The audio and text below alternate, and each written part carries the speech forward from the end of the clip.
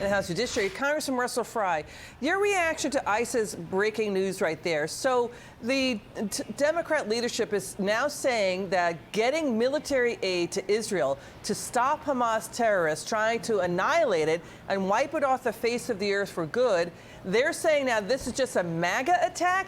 What is going on with this House leadership, Democrat leadership doing this and talking like this? This is about Israel. It's in the fight of its life.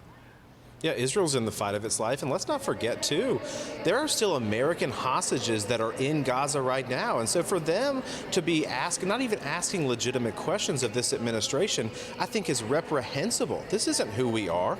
This is, and remember, in 2019, then candidate Biden said the very idea of withholding aid to our greatest ally in the Middle East, Israel, is preposterous. Those are his own words. Now he seems to be doing that, and the House Democrats are covering it up for him. So if they saw the 10/7 terror video of what Hamas did, and they're still saying that this is okay not to help out Israel, I mean, we understand they're doing it because they don't want Israel to, push further into Rafah and to use massive bombs because of casualties there. The United Nations is now saying that it's cutting in half the estimated casualties out of Gaza. Nobody wants to see any casualties whatsoever. How about stopping Hamas? How about stopping Hamas, which is to blame for starting this carnage? And now the White House is pushing back on reports from the Washington Post and the Times of Israel that it is only going to give sensitive U.S. intelligence to Israel on the whereabouts of Hamas terror leaders if Netanyahu declines to engage in a full-scale invasion of Rafah. This isn't just about bombs. It's also about smaller, devices or, artillery shipments and devices that would do precision bombing. How is that going to stop, the collateral damage, stopping that?